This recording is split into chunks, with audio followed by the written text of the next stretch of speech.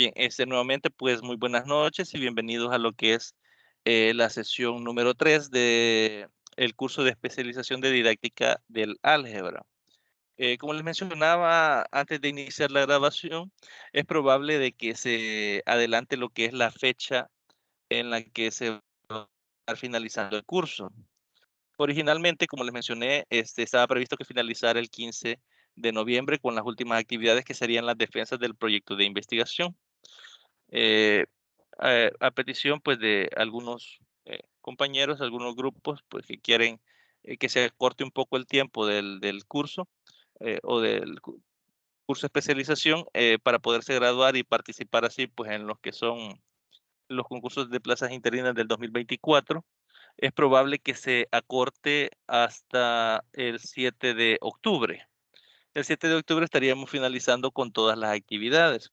Entonces, lo que les mencionaba antes del inicio de la grabación es que en esta semana, del 7 de octubre, más o menos de 2 al 5, probablemente estén programadas las que son las defensas. El hecho de acortar, si se aprueba por junta directiva, lo que es el tiempo en el que se va a desarrollar el curso, voy a tratar de que no les afecte en sí a ustedes. Como les mencioné, la tarea 1 estaba prevista de la unidad 1 y 2, la tarea 2 pues de la unidad 3 y 4, y en la unidad 5 no teníamos tareas. Entonces, lo que haría es esas 3 semanas de la unidad 5 quizás las vamos a tomar para poder comenzar a trabajar lo que es el, el proyecto de investigación. Cabe mencionar también que en sí no nos va a afectar mucho porque si vemos las fechas, el periodo de si la iniciáramos, por ejemplo, digamos que iniciamos el 1 de junio, por decir algo, ¿no? Porque todavía esas fechas pues tengo que modificarlas en las orientaciones académicas. Tendríamos junio, julio, agosto, septiembre, hasta septiembre, ¿va? Para finalizar lo que es el proyecto de investigación, y en estos meses, pues, como al final vamos a recabar información de los centros escolares, es decir, de los estudiantes para los proyectos, eh, vamos a tener digamos, la disponibilidad de los estudiantes, ya que en esas fechas, pues, todos los estudiantes aún están, pues, en clases, ¿no? Entonces, van a poder recabar o recolectar los datos sin mayor dificultad. En su momento, pues, yo les voy a girar ahí orientaciones sobre cómo vamos a encaminar ese proyecto de investigación. De momento, pues, las fechas de la tarea 1, que es la que ya está habilitada, se mantienen, tarea 2 también se mantiene, y cuando esto ya sea oficial, pues, yo se los voy a estar, informando a través de la plataforma y también, pues, a través del grupo, de WhatsApp. Dicho esto, eh, creo que ya se lo expliqué un poco más profundo antes del inicio de la grabación. Vamos a iniciar con lo que es una revisión del contenido 1.3 de la unidad 1. En este caso, es la característica del lenguaje de las matemáticas. Por aquí yo habilité un material complementario que en sí es una pequeña presentación que ha sido extraída directamente del mismo documento de lectura, con algunas eh, de las temáticas más interesantes que aparecen en ese documento. Si ya leyeron todo el documento, pues van a ver que lo mismo que está allá, un poco más resumido, es lo que van a encontrar en esta presentación. Entonces, me confirman, por favor, si les aparece visible. En este momento les voy a compartir lo que es mi pantalla.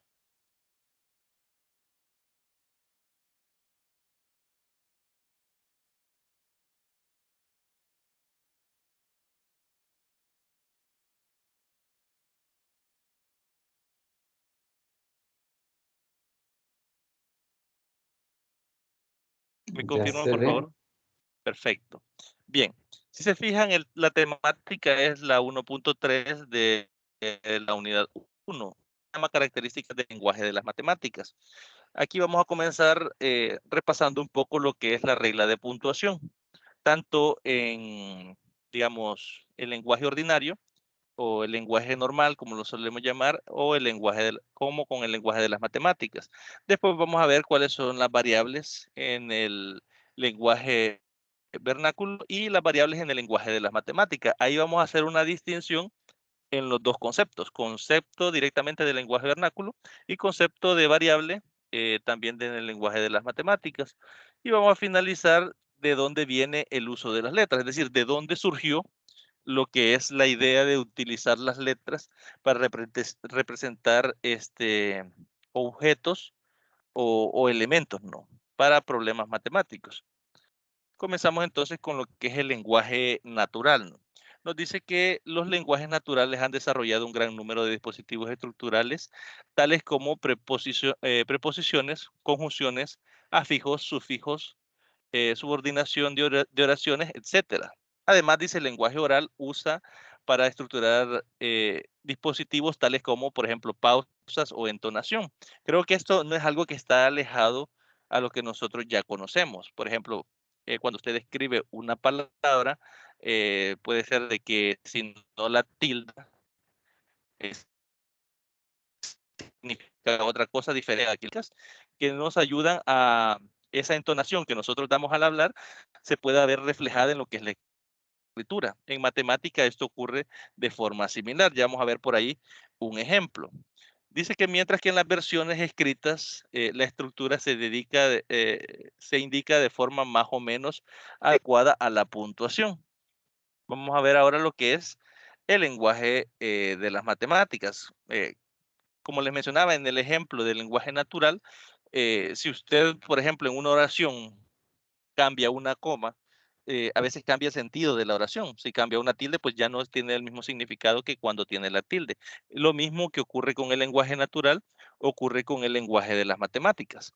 Nos dice aquí que en el lenguaje de las matemáticas, el elemento de la estructura más explícita del lenguaje de las matemáticas son los varios tipos de paréntesis. Por ejemplo, ahí entran los corchetes, las llaves, y ustedes se habrán dado cuenta, ¿no? A lo largo de sus estudios, tanto de básica como de la carrera, que nosotros en matemática le damos unas prioridades a esos corchetes o a esos paréntesis o a esas llaves. Cuando nosotros vemos una operación que está encerrada en paréntesis, pues nosotros le damos un orden a la hora de resolverlo. No sé si alguno de acá recuerda cuál es el orden jerárquico de las operaciones, para ponerlo de ejemplo. Por ahí Prioridad en... al producto y a la división. Sí, ajá. Sí, existen primero las potencias y las raíces, ¿no? Si vemos nosotros por ahí alguna operación en la cual hay potencias y raíces, se suele resolver primero esas potencias y esas raíces. Después encontramos lo que es la multiplicación y división, como menciona el compañero. Después tenemos suma y resta. Y pues finalizamos todo eso de izquierda a derecha. Pero si dentro de estas operaciones nosotros incluimos algunos paréntesis, lo que estamos referenciando en el lenguaje matemático es que lo que está dentro de los paréntesis es lo que debemos de resolver primero, o dentro de las llaves, o dentro de los corchetes. Vamos de lo más interior a lo más exterior. Entonces, ahí estamos viendo una característica del lenguaje explícito de las matemáticas, que es la jerarquía en el orden de las operaciones. También nos dice que además hay una gran cantidad de estructuras implícitas. El ejecutar una tarea o leer un enunciado, unas operaciones tienen preferencia sobre otras. Por ejemplo, lo que decía el compañero, que la multiplicación y división tienen, digamos, preferencia o tienen jerarquía sobre lo que es la suma y la resta, si no hay paréntesis, ¿no?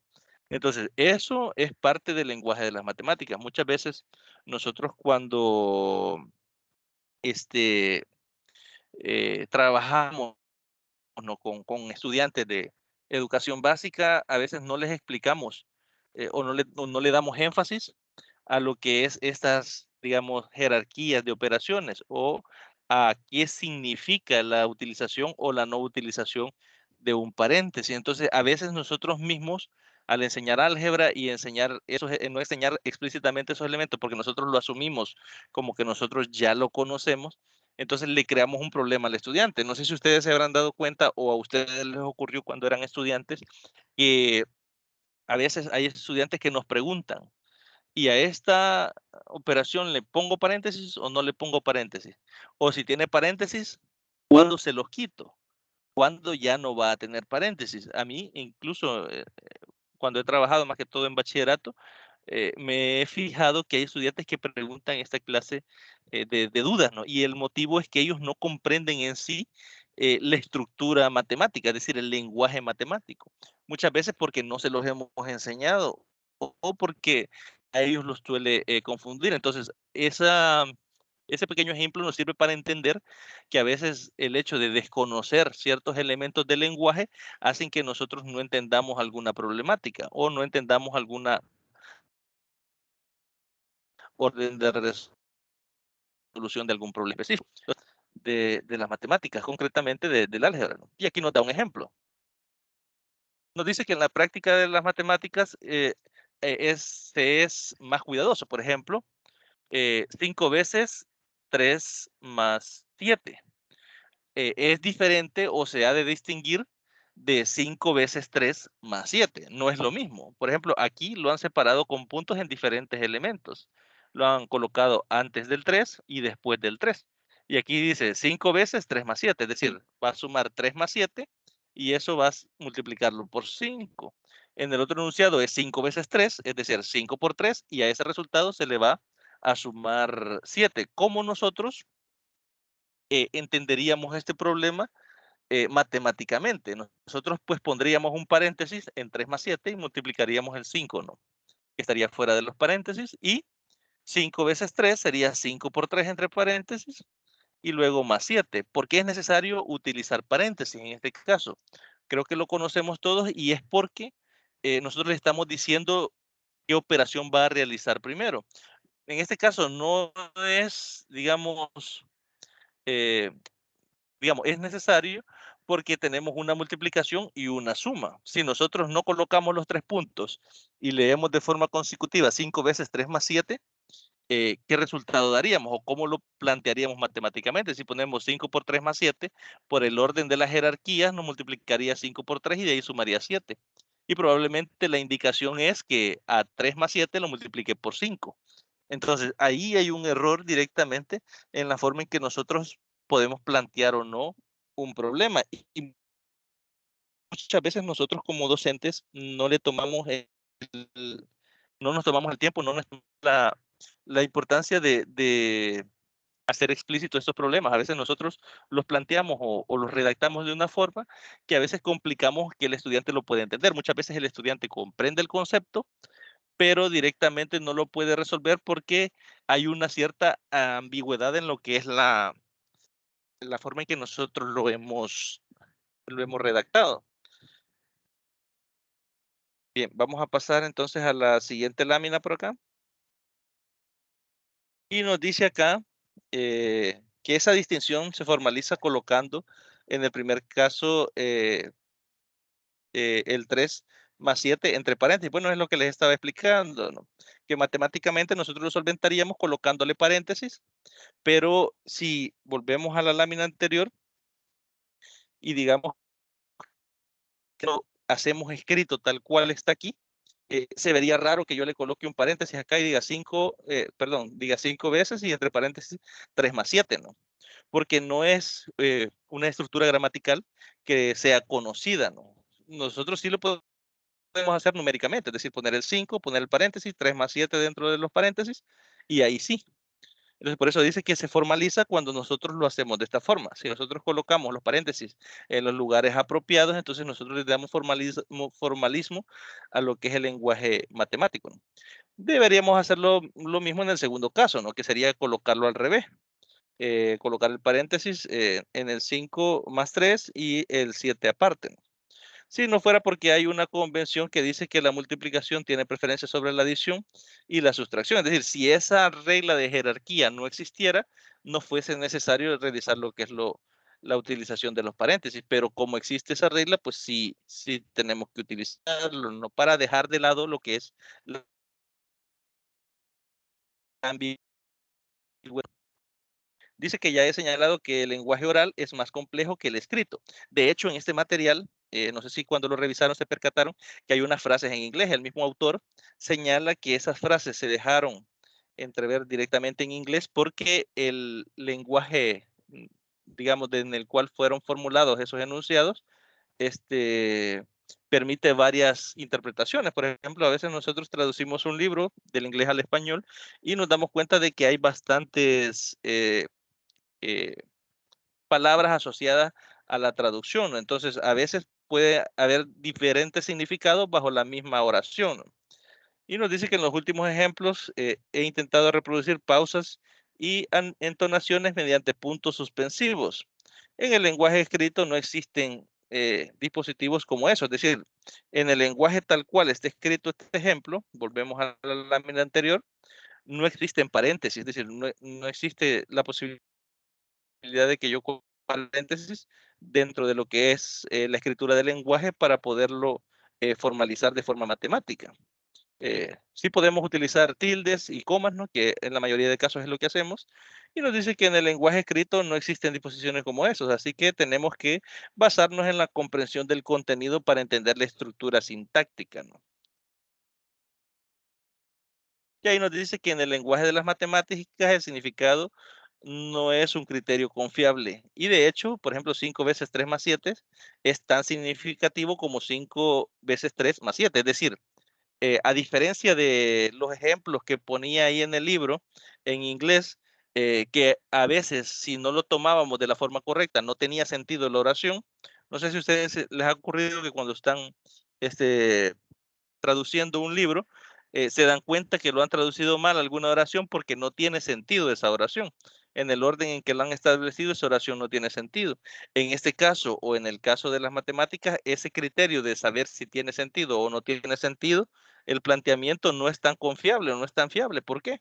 Porque nosotros leemos esos dos enunciados 5 veces 3 más 7 o 5 veces 3 más 7 y ambos tienen sentido, es decir, ambos puede ser de que sea una instrucción válida para desarrollar un planteamiento o para desarrollar el problema, ¿no? En este caso, al los dos tener significados, entonces no es tan confiable el criterio de ver si tiene o no tiene un significado explícito, porque ambos en este caso tienen significado, ¿no? Es decir, ambos pueden ser correctos, ambos planteamientos pueden ser, pueden ser correctos, ¿no? Y ahí el numeral 2 nos dice, nos habla del significado matemático. Nos dice que de manera que ha de estar perfectamente claro lo que se quiere decir para que la expresión pueda usarse. Es decir, nosotros tenemos que tener con claridad como docentes a la hora de redactar la forma en que lo estamos redactando para que el estudiante lo comprenda de la forma que yo quiero que lo comprenda. Es decir, darle una intencionalidad a lo que es el planteamiento. Porque si no lo entiende de esa forma, puede ser que lo plantee de una forma diferente a la forma en que yo quiero que se plantee la problemática y ya no va a tener, sí va a tener sentido, pero ya no va a tener una resolución basada en el criterio que yo he planteado como base. También dice que esto se consigue mediante las expresiones y de cómo ha de leerse una expresión. Si se adoptaran reglas como las matemáticas para el lenguaje vernáculo, se escribiría, y aquí vamos al otro numeral, numeral 3, que nos habla de las reglas del lenguaje de las matemáticas. Nos dice que el sistema de reglas estructuradas del lenguaje de las matemáticas no es tan sencillo como se podría creer a primera vista. Las dificultades que experimentan los que aprenden del lenguaje de las matemáticas se pueden explicar al menos en parte por la falta de visión de los autores de los libros de texto. Y aquí entra lo que les mencionaba de la intencionalidad. Muchas veces, si nosotros no tenemos claro lo que es, por ejemplo, la jerarquía de las operaciones, en sí el lenguaje matemático como tal, nosotros podemos cometer errores. Por ejemplo, hay un meme bastante famoso en redes sociales donde aparece menos 2 entre paréntesis al cuadrado, aparece el menos afuera del paréntesis y dice 2 al cuadrado, aparece menos 2 dentro del paréntesis y el cuadrado dentro del paréntesis y le hacen una pregunta de cuál es el resultado correcto. Al finalizar, es meme porque todos esos resultados arrojan un número válido, es decir, probablemente nosotros lo calculemos mal, pero en sí el planteamiento, dependiendo de quién elaboró el planteamiento, puede que tenga un sentido. Bueno, de hecho, todas las operaciones tendrían sentido, pero específicamente para quien lo redactó, puede que para él tal vez quería que fuera, digamos, el convencional de que diera 4 positivo, y lo redactó de una mala forma, y entonces inducimos sin querer en el estudiante la probabilidad de que se equivoque, ¿no? O que se confunda o lo entienda de otra forma diferente a la que nosotros queremos que lo entienda. Entonces, por eso habla de la falta de visión de los autores de los libros. Muchas veces los que redactan los que son los libros que utilizamos en matemática, a veces no son especialistas del área. Entonces, ellos lo que hacen a veces es sacar o tratar de plasmar lo que la persona que elaboró el libro en sí quería que se plasmara. Entonces, a veces por eso los libros de texto en matemáticas tienden a tener algunos errores, ¿no? Y también nos habla de los profesores de complejidad del asunto, en cómo cometemos esos errores, ¿no? No indicarle el orden correcto de las operaciones, cuál se resuelve primero. Por ejemplo, a mí me ha pasado de que cuando yo estaba trabajando con, eh, creo que un año de bachillerato, se estaban viendo lo que era la ecuación general de la línea recta y aparecía 3x más 5. Y yo pues les mencionaba que ahí tenían que sustituir el valor de x para encontrar el punto, es decir, plotear en sí lo que era la función. Y yo les dije, por ejemplo, denle el valor de x igual a 0 para encontrar el intercepto en y. Entonces yo les dije eso, pero ellos hicieron la sustitución, dijeron 3 por 0 más 5, y en ese caso no sabían qué operación hacer primero. En ese punto no tuvieron problema porque al hacer la multiplicación primero daba 0, y si la hacían, digamos, 0 más 5, decían 5 por 3, 15, y ahí les generaba la dificultad, ¿no? Entonces eso pasa porque tal vez cuando eh, se les trabajó lo que era cómo resolver las operaciones aritméticas, no se les explicó, ¿no? A profundidad lo que es el orden jerárquico de las operaciones, y a veces hay estudiantes que van arrastrando esa problemática, y eso les dificulta que en un futuro alguna otra temática directamente que utilice variables y necesitan hacer reemplazos, este, les creen dificultades, ¿no? Entonces, a veces, muchas veces, se les complica más la matemática porque todos esos elementos no han quedado claros en su momento, y pues al final se va arrastrando esa problemática, ¿no? Y vamos al apartado 4, que nos habla que en el principio las reglas para aplicar dispositivos estructurales, los mismos que las reglas de transformación, deberían aprenderse usándola, ser conscientes de que requiere eh, para combatir usos cerrados. Es decir, la mayoría de estas reglas en sí, para, por ejemplo, el orden jerárquico de las operaciones, yo creo que, no sé si me corrigen ustedes, a nadie, a ninguno de nosotros, pues se las enseñaron en la escuelita, ¿no? En la escuela, antes de llegar a bachillerato. Normalmente a nosotros nos ponían a operar, a resolver problemas, y nunca nos explicaron el orden jerárquico. Bueno, en mi persona en sí en particular, nunca me explicaron el orden jerárquico de las operaciones. ¿Cómo lo aprendí? Pues a través de la repetitividad, ¿no? La resolución de algoritmos, aprender el orden en el que se deben desarrollar las operaciones, pero sin saber el por qué. Entonces, a través del uso, por eso dice ahí, debería aprenderse usándolas, es decir, estas reglas, a través de usarlas una y otra vez, pues debemos de aprenderlas, ¿no? Entonces, es lo que menciona acá, ¿no? Que se debería de realizar en un principio, ¿no? Y de ahí en el apartado 5 nos habla un ejemplo de lenguaje natural versus el lenguaje de las matemáticas. Por ejemplo, si ustedes leen esta pregunta, que creo que también es bastante famosa ahí en los memes de matemáticas de las redes sociales, que nos dice cuál es la mitad de 2 más 2. En este caso, si ustedes leen tal cual está acá, no vemos coma, no vemos nada, nosotros decimos cuál es la mitad de 2. Mitad de 2 es 1, más 2 es 3, ¿no?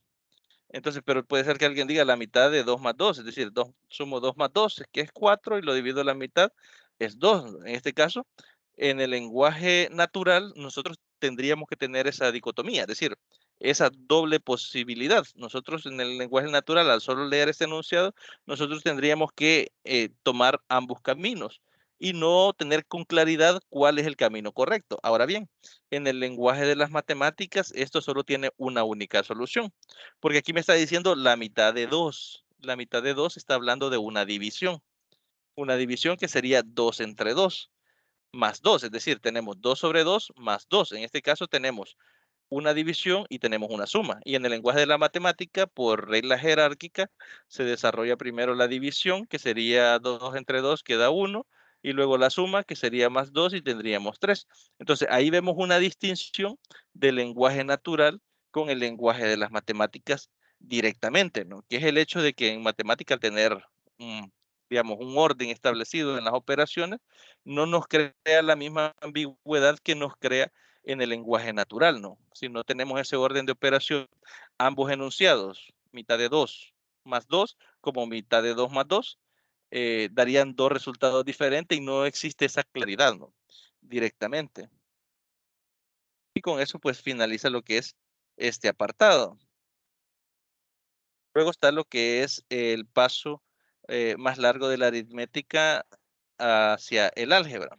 Nos dice que es calcular con letras en vez de números. Es decir, si ustedes se dieron cuenta al desarrollar las lecturas, se dieron cuenta que el álgebra al final es una generalización de la aritmética. Es decir, las operaciones entre números, por ejemplo, 3 más 4, después pasan a ser A más B, operaciones con letras, pero siempre con las operaciones básicas, ¿no? En este caso, o mejor con las operaciones conocidas, ¿no? En los conjuntos numéricos.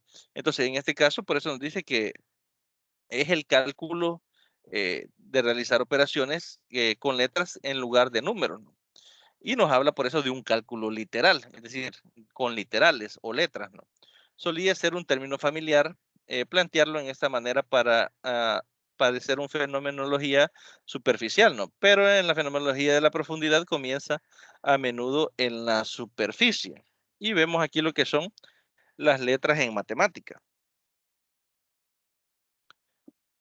Nos dice que cómo entraron en las letras en matemáticas, es decir, cómo se introdujeron lo que son la utilización de letras directamente para realizar operaciones, directamente con las operaciones conocidas en matemáticas. Nos dice que en la lingüística tradicional existe el término nombre, y los nombres se dividen en nombres propios y nombres comunes. Nombres comunes son también apelativos. Por ejemplo, el hecho de que yo diga ratón está suplantando a que ese ratón pueda tener un nombre propio. Por ejemplo, yo les digo árbitro. Ese árbitro puede que tenga un nombre propio. Y el apelativo de árbitro me está hablando que pertenece a un conjunto que tiene esas características, ¿no? Por eso dice que es difícil trazar una línea divisoria precisa entre ambos tipos, lo que son nombres propios y lo que son apelativos. Por ejemplo, yo les pregunto a ustedes cuál es el significado del número 3. Nosotros en la mente se nos viene lo que es el símbolo, la simbología del número. O les pregunto, eh, eh, eh, ¿cuál es el significado? Dos, ustedes ven si es lo que tenemos en la mente, pero esto, por ejemplo, está representando, que es el segundo argumento del texto que está ahí. Por ejemplo, si usted habla de dos vacas, el nombre vaca le está dando una característica de dos elementos al símbolo 2. Y le hablo de dos gallinas, estoy utilizando la misma simbología para referirme a nombres diferentes. Perdón. Entonces, por eso dice que es difícil tratar de establecer esa línea divisoria entre los nombres y los apelativos. Por ejemplo, dice Juan y Papa, pueden ser nombres propios en una familia, pero es fácil pensar en situaciones en que se usan como apelativos. Aquí nos habla, por ejemplo, mi Peugeot y la mujer al otro lado de la calle. Por ejemplo, en esto, la mujer al otro lado de la calle, la mujer en sí es un apelativo. Porque mujer está representando a un elemento de un grupo de elementos que cumplen con la misma característica. Ya ahí de forma implícita ya estamos utilizando variables, porque no estamos diciendo, por ejemplo, Juanita, estamos diciendo mujer, que probablemente esa mujer se llama Juanita. Estamos utilizando un apelativo que es mujer para referirnos a lo que es un elemento de ese conjunto. Por eso dice que puede ser nombres propios, que sin embargo presentan una estructura más compleja que los nombres simples. Tenemos por acá 2 más 2 igual a 4. Yo les pido, por ejemplo, que veamos esta igualdad de acá. El 2 más 2, uy, creo que acá. El 2 más 2 igual a 4. Nosotros ahí tenemos una igualdad. Ahora bien, en sí, yo les pregunto, ¿lo de la izquierda es igual a lo de la derecha? Si yo tengo aquí un igual, del lado izquierdo tengo 2 más 2 y del lado derecho tengo 4. ¿Es igual lo que está a la izquierda que lo que está a la derecha?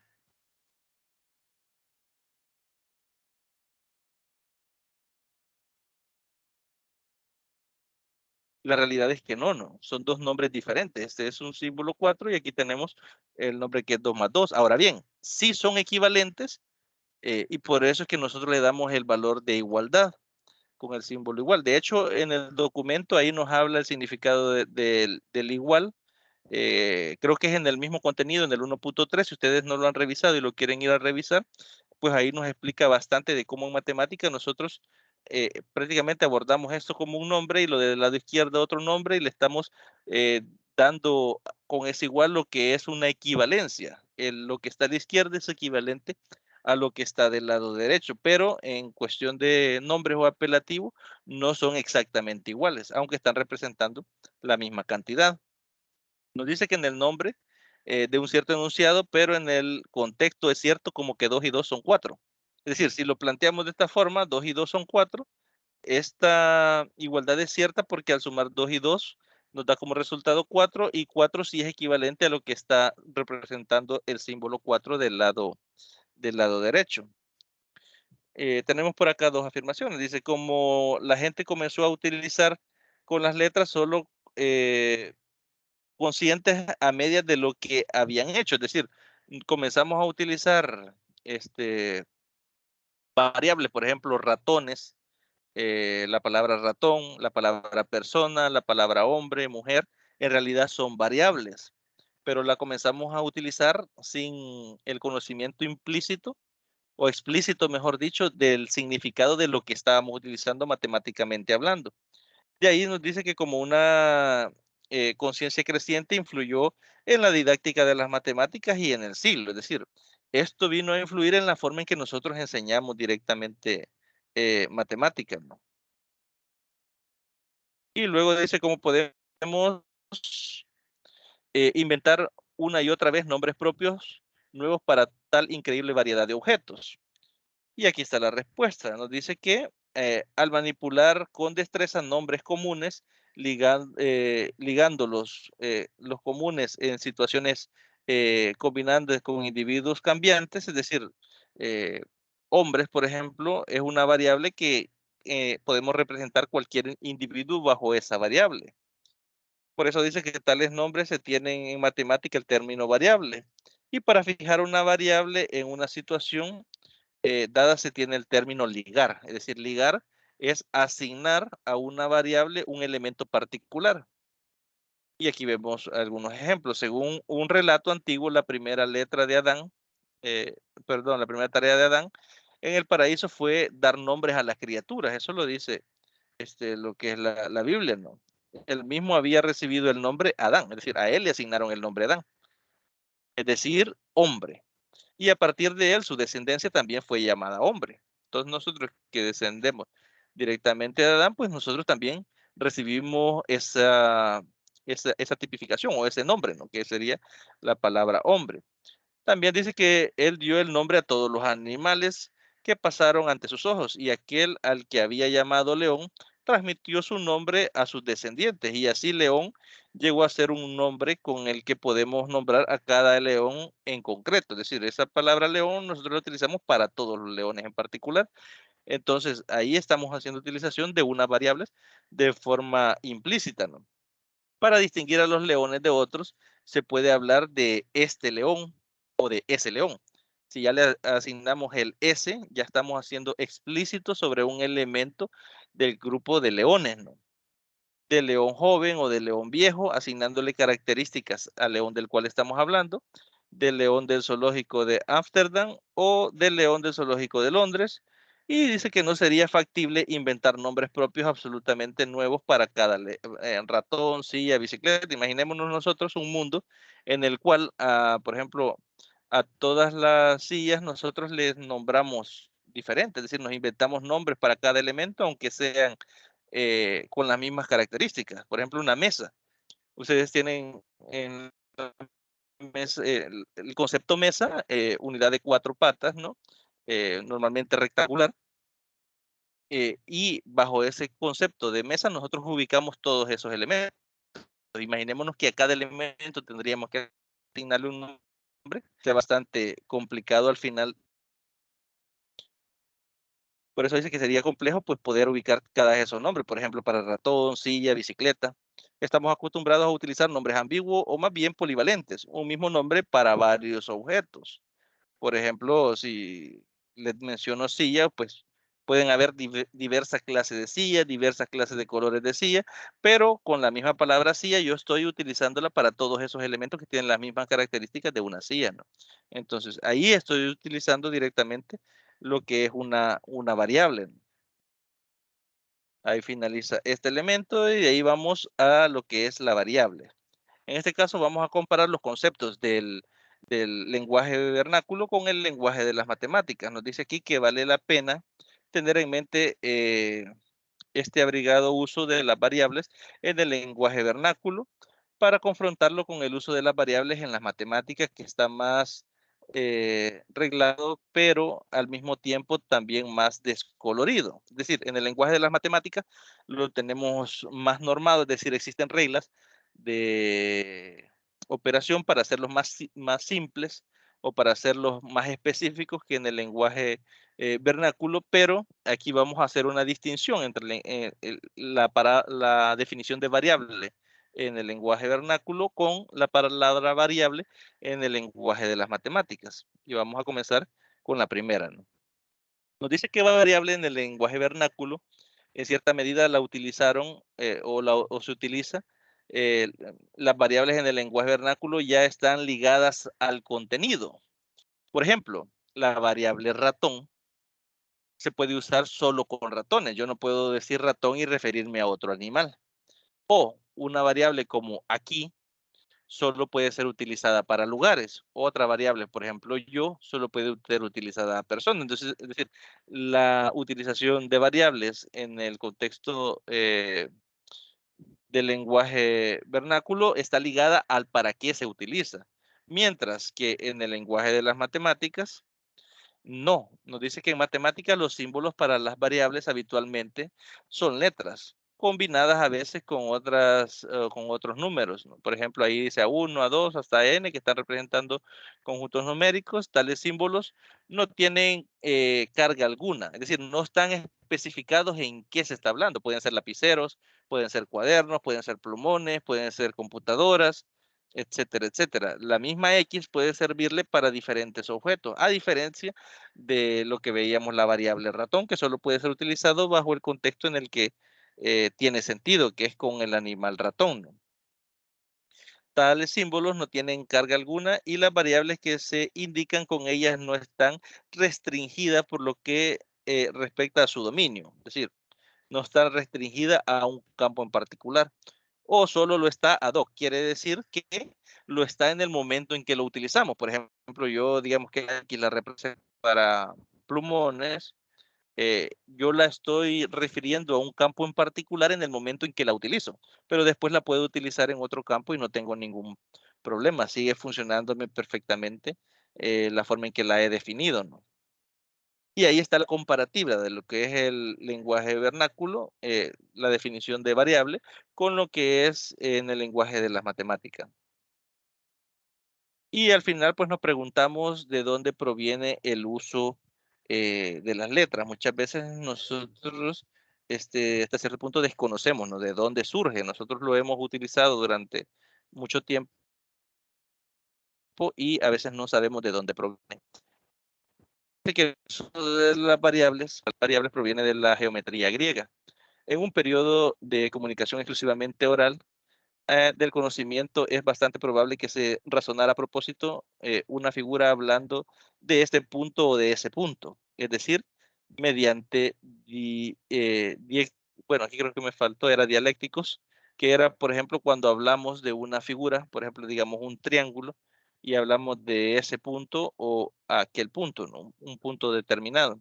Luego dice que para la comunicación escrita, es decir, en este tiempo donde surgió lo que es el uso de variables, o se le asigna lo que es la utilización de variables, como lo veíamos anteriormente, no era de forma escrita, es decir, no era como lo conocemos hoy en día, de asignar, por ejemplo, la letra X, Y, Z, o A, B, C para números reales, sino que se hacía para hacer referencia a un punto en particular, pero ese punto era cambiando dependiendo del problema que se estaba,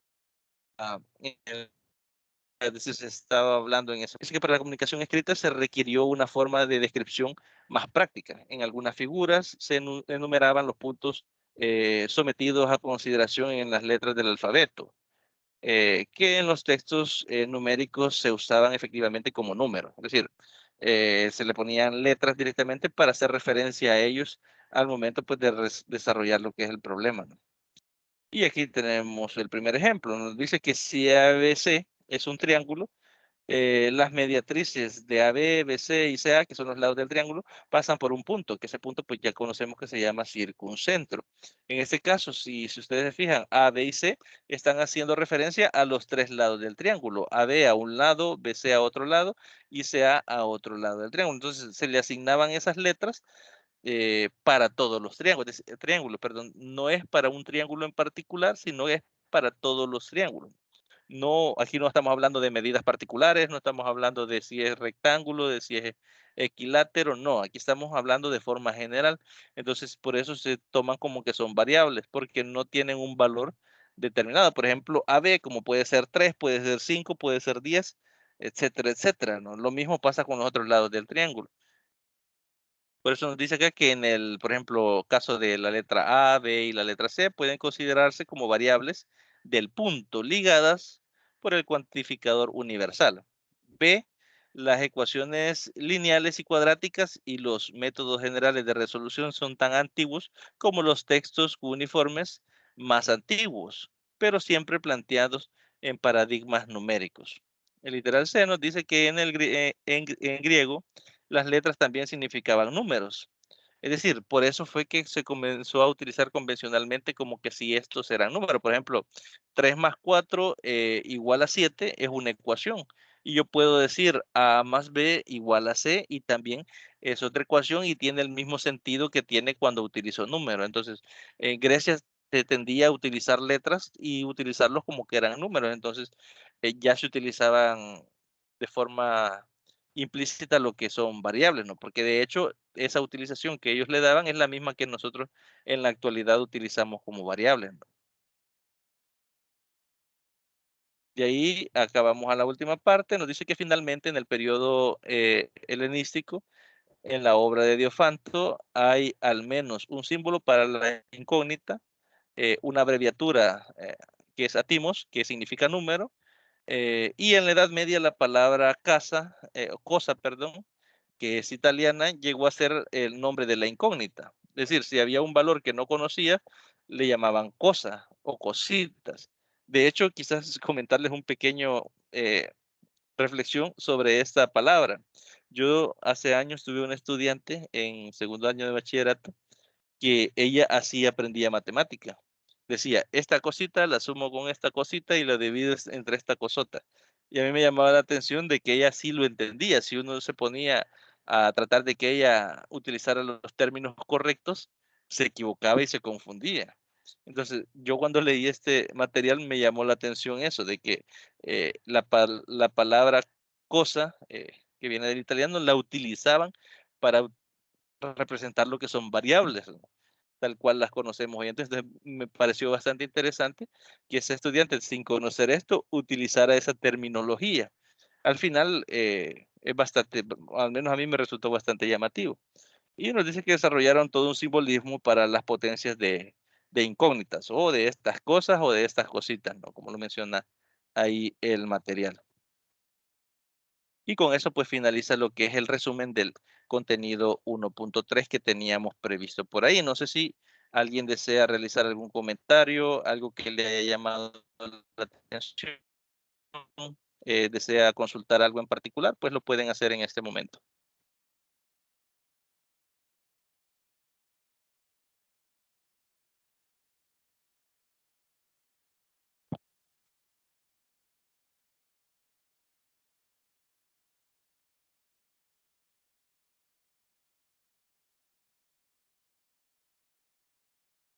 No sé si hay alguna duda, alguna consulta, algún comentario. Solo saber si nos enviará la grabación. Sí, sí, de Bueno, hecho, cuando finalice la voy a cargar a YouTube y le voy a enviar el enlace ahí a través del grupo, para lo que lo tengan ahí a la mano.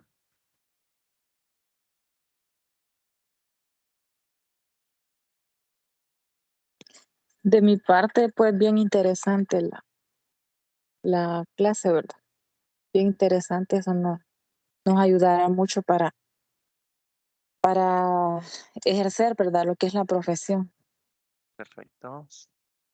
Sí, no, de hecho, las lecturas en este curso están orientadas a eso, ¿no? A que reflexionemos directamente cómo se está enseñando álgebra en los centros escolares y que veamos que hay a veces errores que nosotros cometemos que le dificultan al estudiante el aprendizaje, ¿no? Por ejemplo, como veíamos ahí al inicio del contenido, a veces si nosotros no le damos la importancia que tiene, por ejemplo, la jerarquía, la utilización, jerarquía de operaciones, la utilización de paréntesis, el significado que tienen esos paréntesis dentro de lo que es las operaciones o el orden jerárquico de las operaciones, podemos nosotros incurrir también en dificultarle el aprendizaje al estudiante, de que por sí ya cuesta bastante y que a veces los estudiantes se interesen en el aprendizaje de las matemáticas cuando ya involucran lo que es el álgebra.